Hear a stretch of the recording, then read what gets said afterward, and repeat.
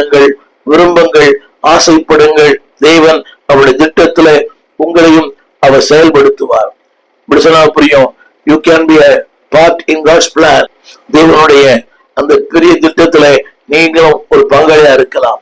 தேவன் உங்களையும் தெரிந்து கொள்ள விரும்புகிறார். இந்த நாளில ஆண்டவர் முன்குறித்த, ஆண்டவர் திட்டம் பண்ணின, ஆண்டவர் தீர்மானித்த, ஆண்டவர் பயன்படுத்துகிற ஒரு பாத்திரமாய் நீங்கள் மாற வேண்டுமானால் ஒரு 3 காரியங்களை நான் சொல்ல விரும்புகிறேன். நம்பர் 1, இது இந்த வார்த்தை சொல்லுகிறது, the donkey has to be redeemed. அது மீட்கப்பட வேண்டும், redeemed. இரண்டாவது, it should be released, விடுவிக்கப்பட வேண்டும். மூன்றாவது, it should be ruled. திரும்ப சொல்லுகிறேன், redeemed, மீட்கப்பட வேண்டும், released, விடுவிக்கப்பட வேண்டும், ruled, தேவனால் அது பயன்படுத்தப்பட வேண்டும். இதான் அந்த நாளின் செய்தி. இந்த குறித்தோர் ஞாயிற்றின் செய்தி என்னவென்றால், அன்பாளே, redeemed, விடுவிக்கப்படுகிற ஒரு வாழ்க்கை, released, எல்லாம் ஒரே மாதிரி இருக்கும். மீட்கப்படுகிற வாழ்க்கை, விடுவிக்கப்படுகிற வாழ்க்கை, தேவனால் ஆளப்படுகிற வாழ்க்கை. முதலாவதாக இந்த கழுதை குறித்து நாம் வசிக்கிறோம். இந்த கழுதை தேவனால் மீட்கப்பட்ட ஒன்று. ஆங்கிலத்தில் சொல்வார்கள், இட் ஷுட் பி ரிடீம்ட். யாத்ராகமத்தின் புஸ்தகம் 13ஆம் அதிகாரம் 13ஆம் வசனம்.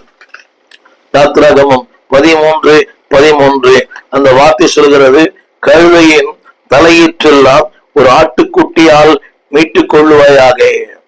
மீட்கப்படாவிட்டால் அதன் கழுத்தை முறித்து போடு. உன் பிள்ளைகளின் முதற்பேரான சகல நரஜீவனையும் நீ மீட்டுக் கொள்ளுவாயாக. கவனிங்கள், கழுதையின் தலையீற்றை ஒரு ஆட்டுக்குட்டியால் மீட்டுக் கொள்வாயாக. ஆட்டுக்குட்டி விளையேற பெற்றது, கழுதை அற்பமானது. அவருடைய விலை வேற, இதனுடைய விலை வேற. அவள் தேவன் சொல்லுகிறார், விலையேற பெற்ற உன்னை என்னையும், அன்பானவர்களே, விலையேற பெற்ற தேவன் அற்பமான உங்களை என்னையும் அவர் மீட்டுக் கொண்டார். அற்பமானவர்கள் காலையிலே பூத்து மாலை வாடி போகிற புல்லுக்கும் பூக்கோப்பா இருக்கிறவர்கள், அற்பமான நம்மை அற்புதமான தேவன் மீட்டுக் கொண்டார். அந்த வார்த்தை படிக்கிறேன், கழுதையின் தலையீற்று எல்லாம் ஒரு ஆட்டுக்குட்டியால் ரத்தத்தால் மீட்டுக் கொள்வாயாக.